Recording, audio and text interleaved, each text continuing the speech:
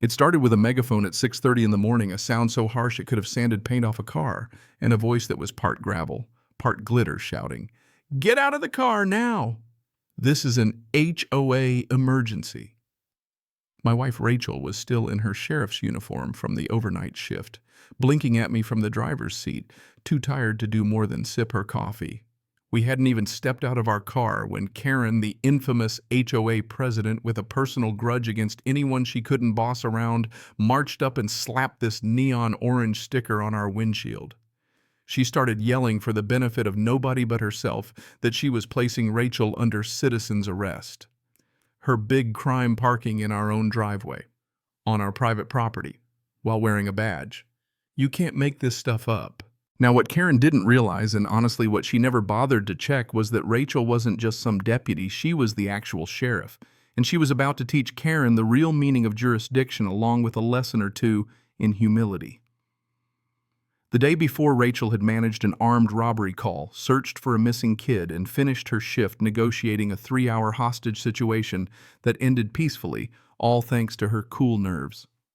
She rolled home just before sunrise, worn out, but relieved until the screech of Karen's golf cart nearly knocked the peace right out of her.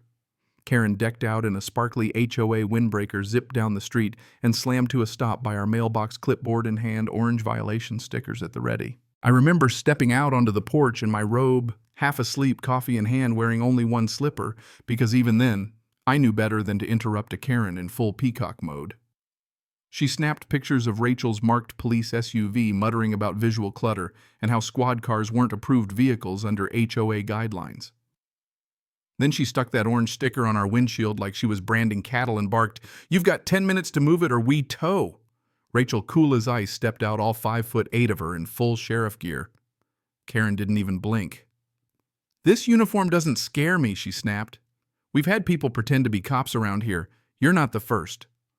I could practically see Rachel calculating whether Karen had hit her head recently or was just drunk on power. Instead of arguing, Rachel quietly asked, "Are you sure you want to continue this conversation on record, ma'am?"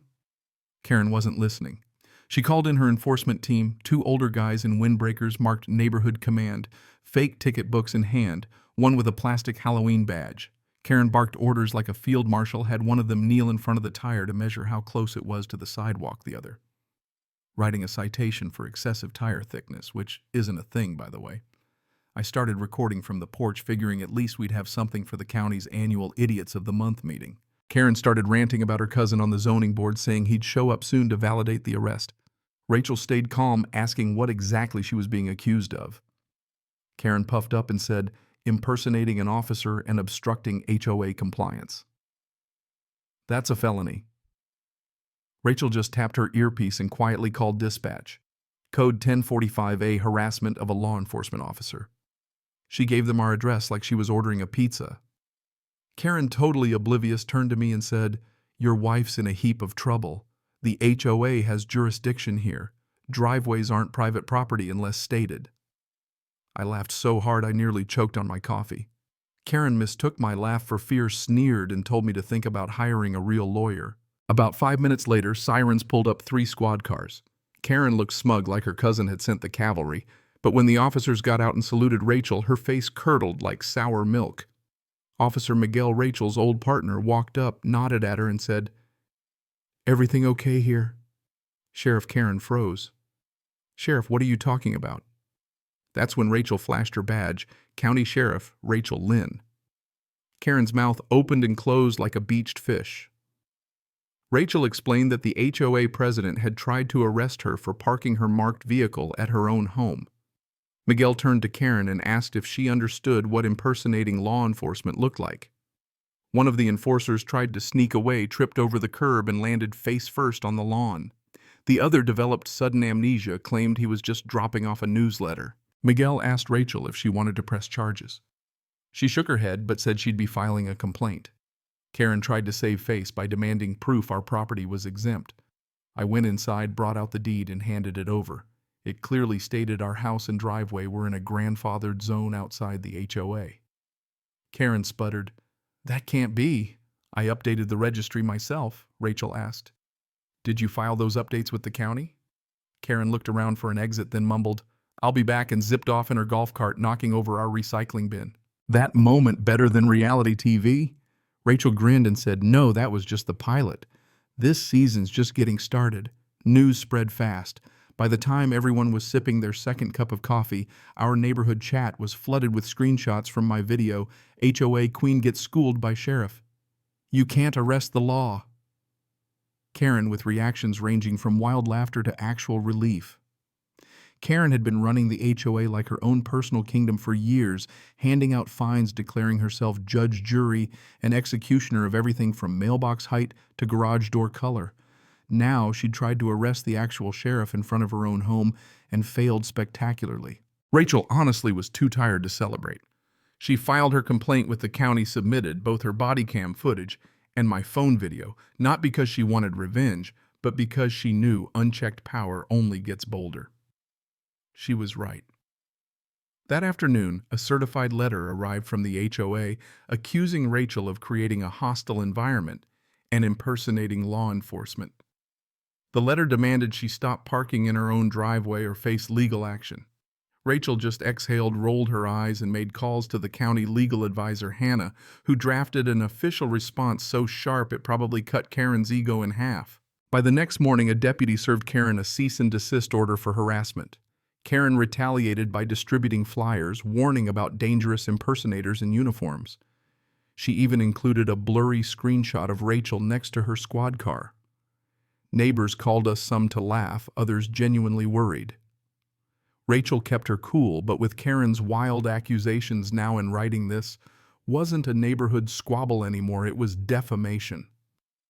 One neighbor, Dave, brought Rachel a thumb drive full of screenshots and emails, proof Karen had been targeting families, threatening to revoke their pool access, proposing to install license plate readers at the entrance, even drafting a ban on sunflowers. Rachel added everything to her file and went straight to the county records office.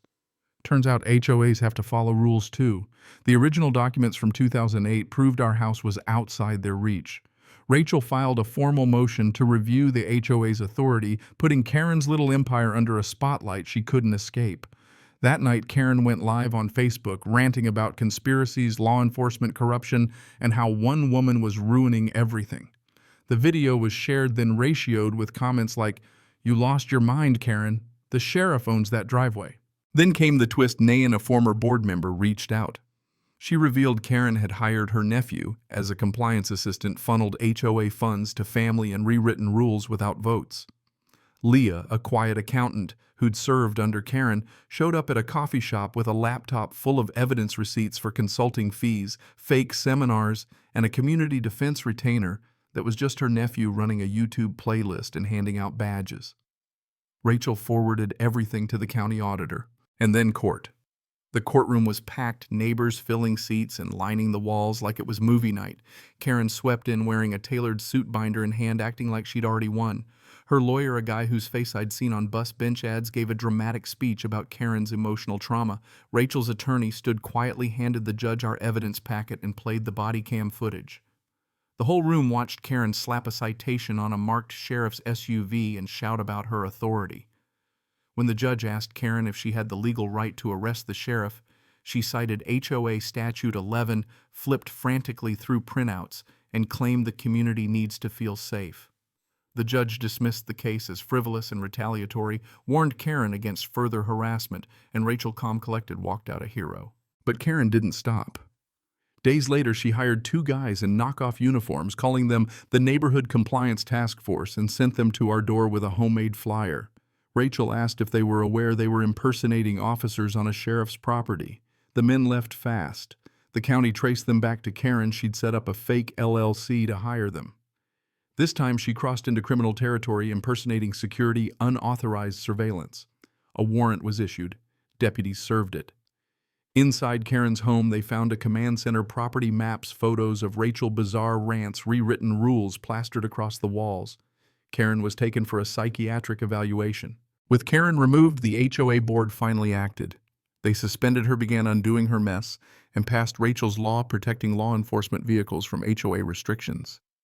The neighborhood threw a Freedom Driveway festival. Rachel parked her squad car sideways and let the kids chalk crime scenes around it. For the first time in months, people laughed. No fines, no threats, just neighbors. It's been 3 peaceful weeks since then. Lawns are blooming again, creativity's coming back. The HOA is focused on real community instead of Karen's crusades. Rachel keeps her head down doing her job, quietly protecting our peace.